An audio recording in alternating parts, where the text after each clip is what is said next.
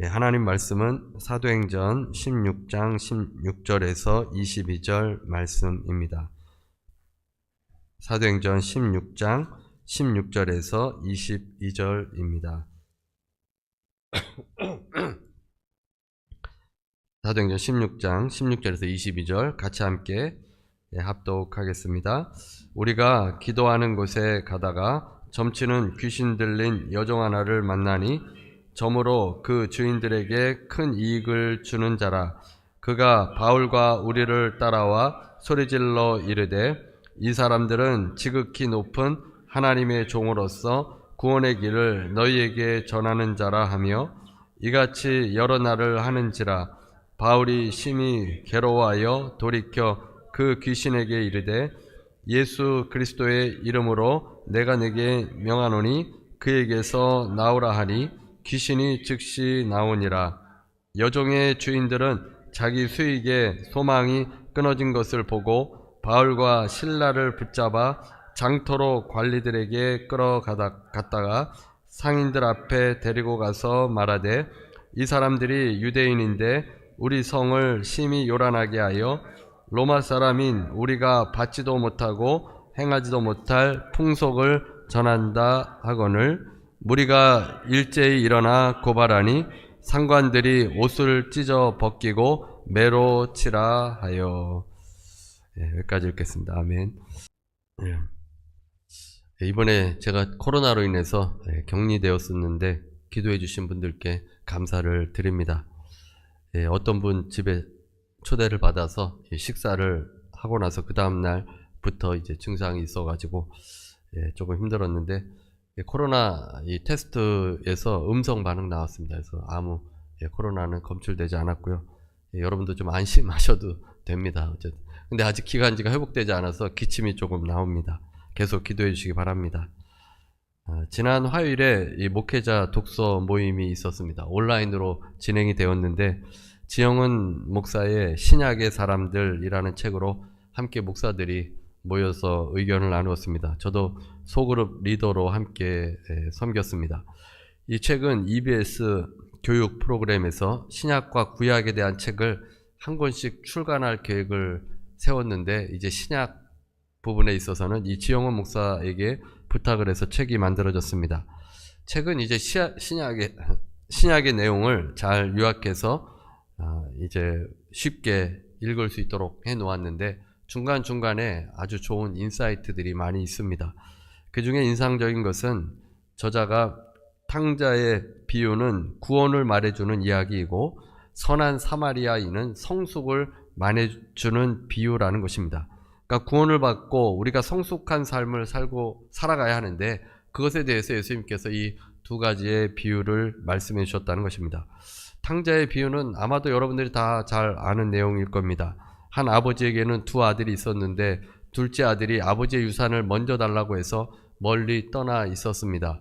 돈을 다 탕진하고 아버지께로 돌아왔습니다. 둘째 아들이 돌아와서 아버지가 너무 기뻐서 잔치를 열었는데 이제는 큰아들이 이 잔치를 떠나게 됩니다.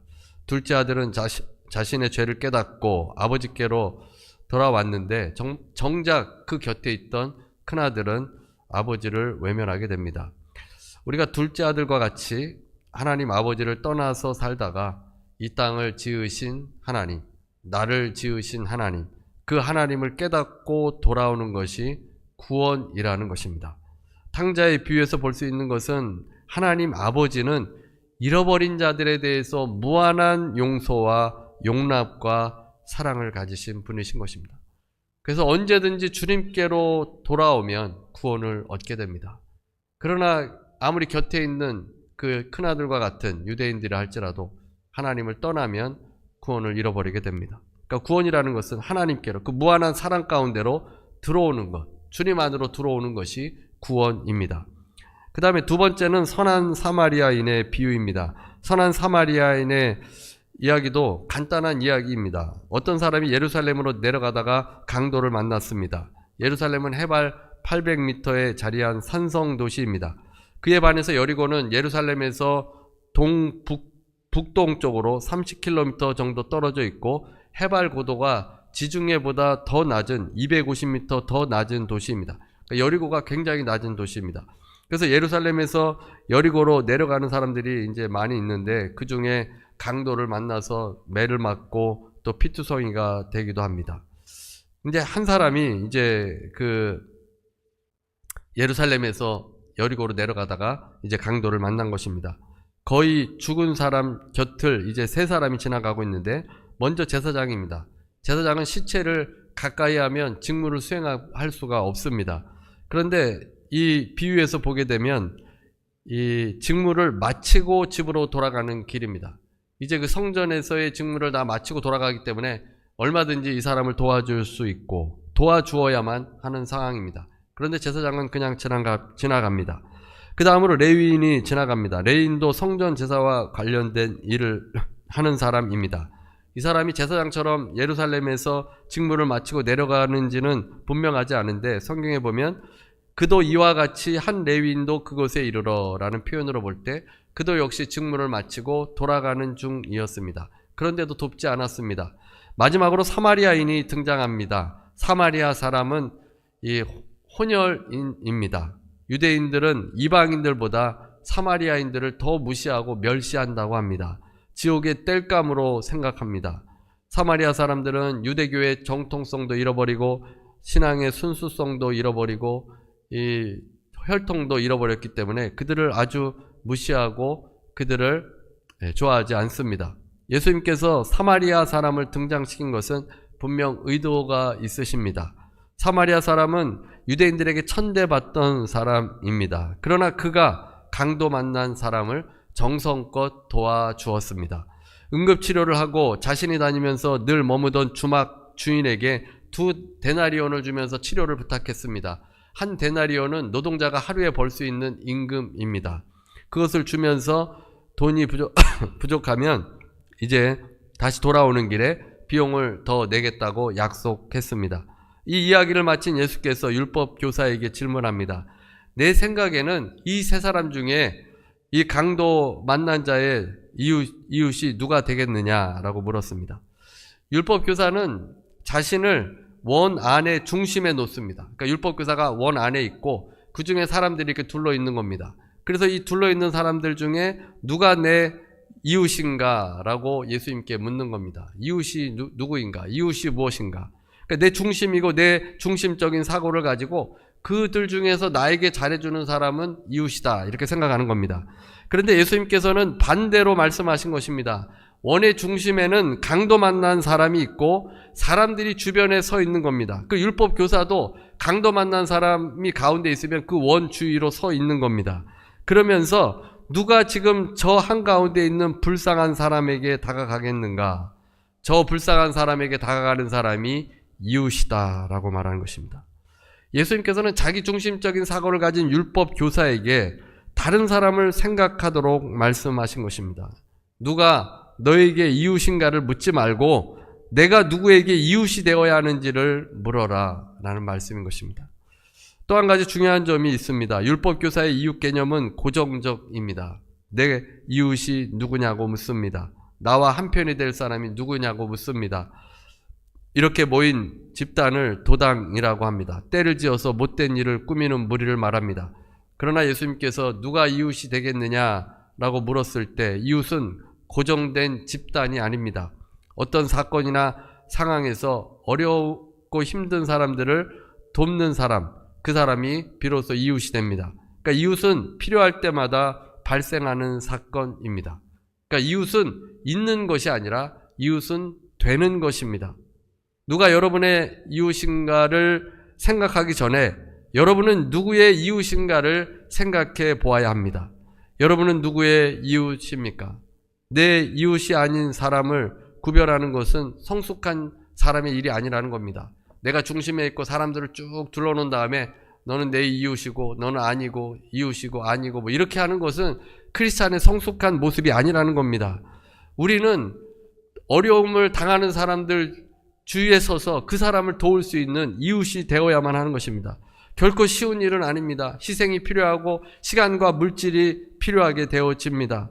우리가 주님을 믿는 주의 자녀가 되었으니 영적인 성장은 내 중심에서 하나님 중심으로 이웃 중심으로 바뀌는 것이 영적인 성장이고 변화라는 것입니다. 그래서 선한 사마리아인은 그리스도인들이 이제 성숙해 나아가는 삶에 주시는 주님께서 주신 귀한 교훈이고 이야기라는 것입니다. 저는 보통 토요일에는 주로 설교 준비만 합니다. 그런데 어제는 예전에 알던 젊은이에게 연락이 왔습니다. 대학을 다니고 있는데 이 주방용 칼을 파는 컷고 들어보셨는지 모르겠습니다. 그 컷고에서 일을 한다는 것입니다. 그래서 이 프레젠테이션을 들어달라고 했습니다. 사지 않아도 되니까 그냥 들어만 주면 본인은 시간당 25불을 받는다고 그러더라고요. 어쨌든 그래서 토요일이라서 제가 이 설교에만 집중하려고 다른 거는 잘 안 하는데 거절하려고 하다가 또 오늘 말씀이 또 이런 말씀 아닙니까? 그래서 이거를 들어줬습니다. 한 5분에서 10분 정도 된다더니 거의 한 1시간 정도를 전화로 통화하면서 또 컴퓨터 보고 그거 이렇게 영상 또 봐야 되는 것들이 있습니다. 그래서 그것도 다 보았습니다. 그리고 이제 다 끝나니까 들어주어서 고맙다고 하면서 끝냈습니다. 이 컷고라는 회사는 젊은이들이 성장하도록 주로 대학생들을 채용해서 주방용 이 나이프를 판다고 합니다. 어쨌든 이렇게 작은 부탁이라도 들어줬더니 조금 더 친해진 느낌이고 제가 정말 그 친구의 이웃이 된 그런 느낌이었습니다. 그래서 다음에 식사 약속을 하고 전화를 끊었습니다. 우리가 누군가의 도움을 받고 이웃이 누군가 일을 따지기 전에 내가 누군가의 이웃이 되어야 한다는 것입니다.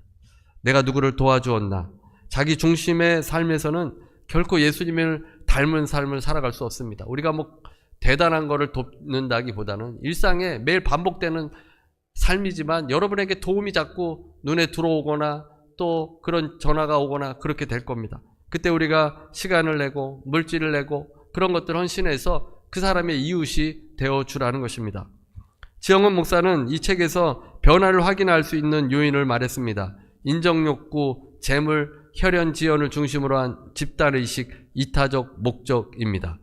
사람들은 인정을 받으려는 욕구가 있습니다. 그래서 많은 사람들에게 조금 인정을 받는 것을 좋아합니다. 그런데 초대교회를 보면 누구도 인정받으려고 하지 않았습니다. 왜냐하면 하나님께서 인정해 주시니까 사람의 인정은 별로 중요하지 않은 겁니다. 오직 하나님의 일을 하면서 사람들에게 인정받으려고 하는 것이 아니라 하나님께 인정받으려고 했기 때문에 우리 인간적인 기본적으로 우리 안에 있는 그 인정 욕구가 이 초대교회는 없었습니다.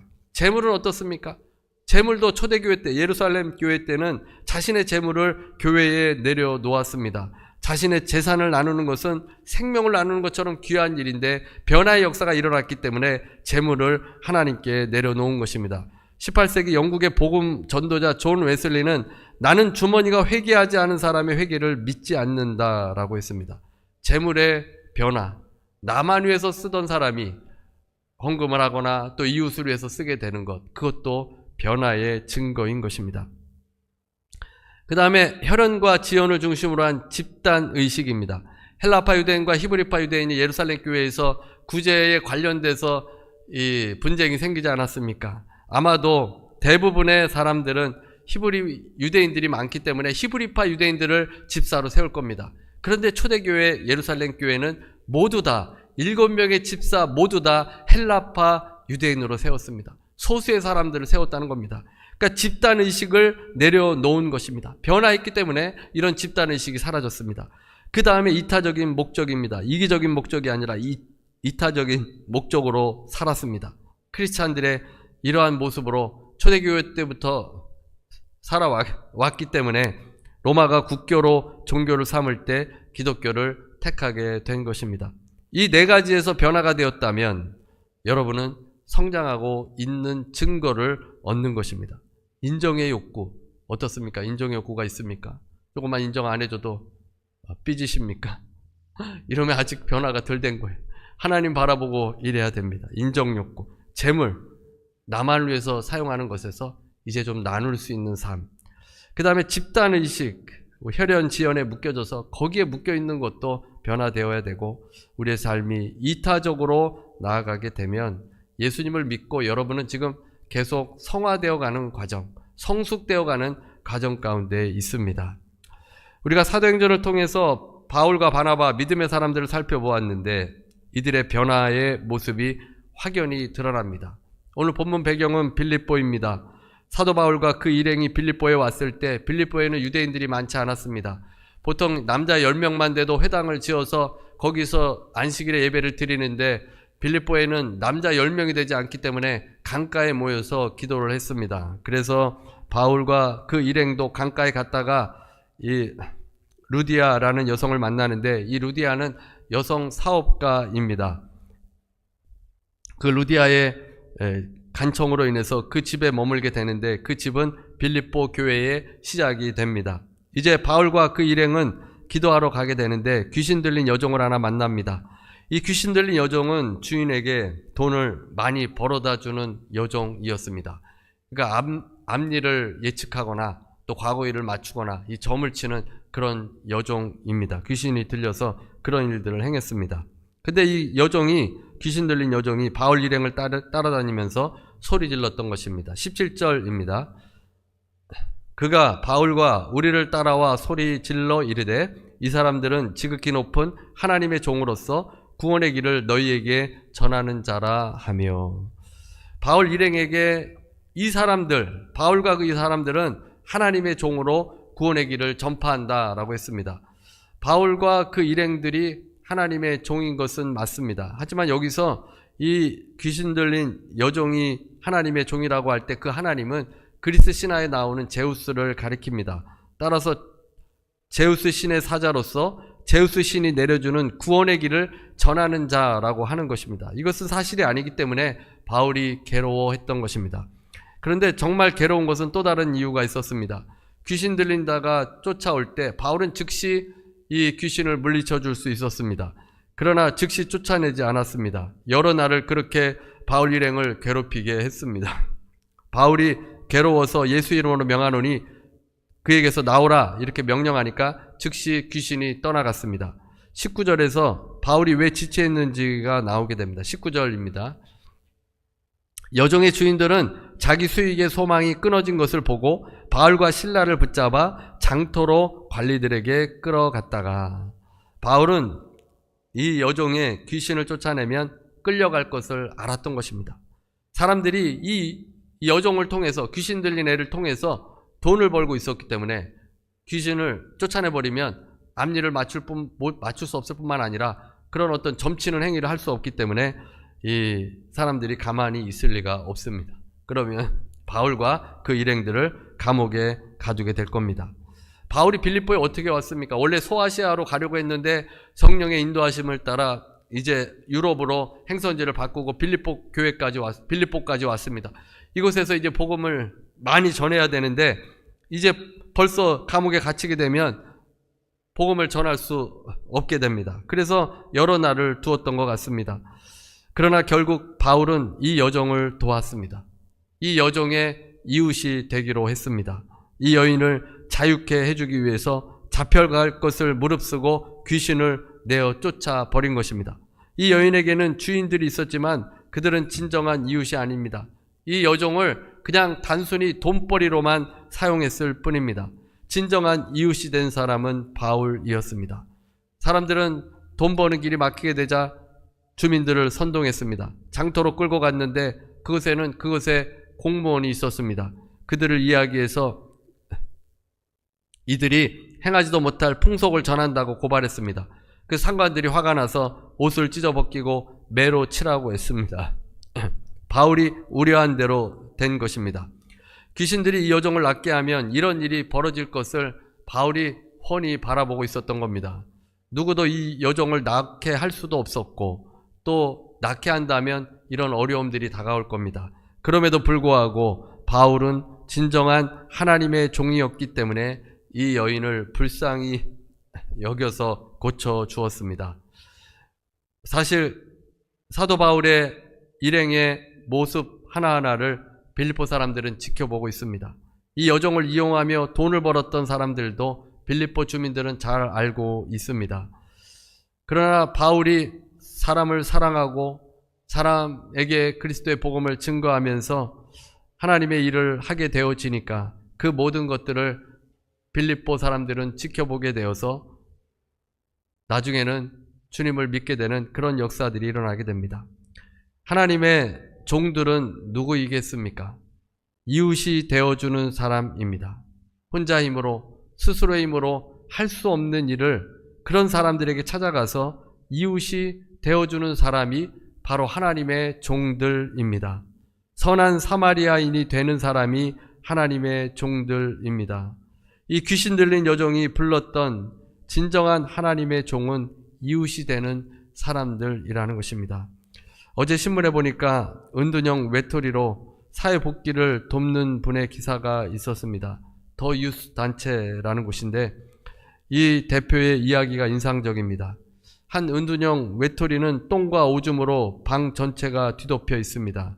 집안 전체에 오물 냄새가 가득합니다.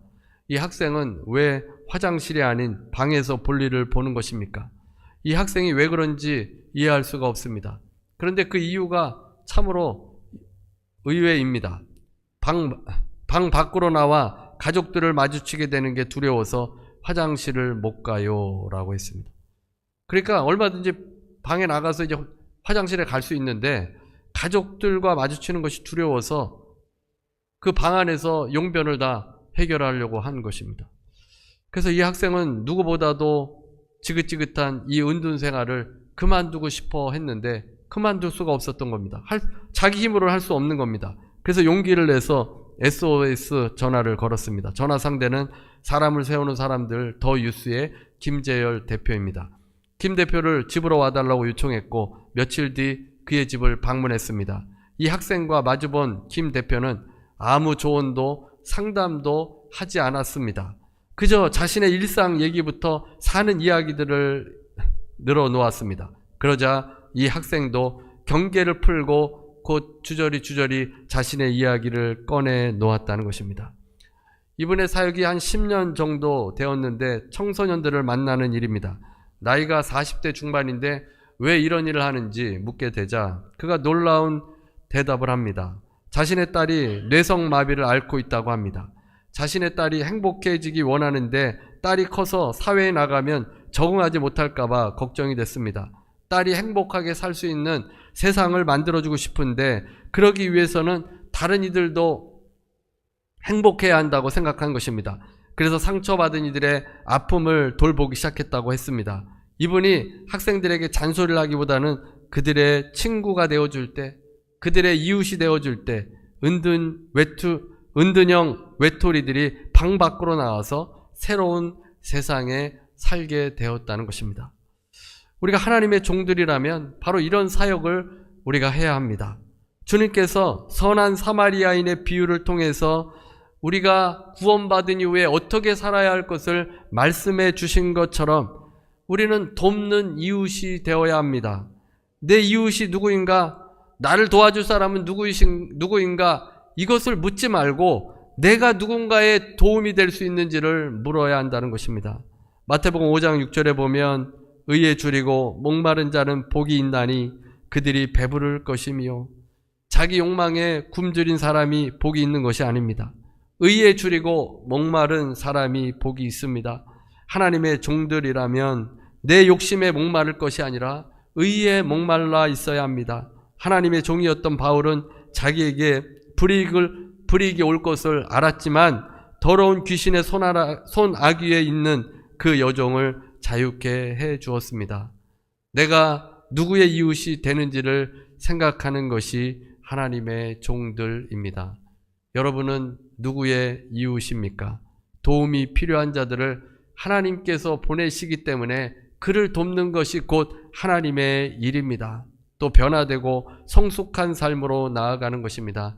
여러분 모두가 하나님의 진정한 종들로 살아가게 되시기를 주님의 이름으로 축원합니다. 우리 함께 성찬을 함께 하도록 하겠습니다. 우리 찬송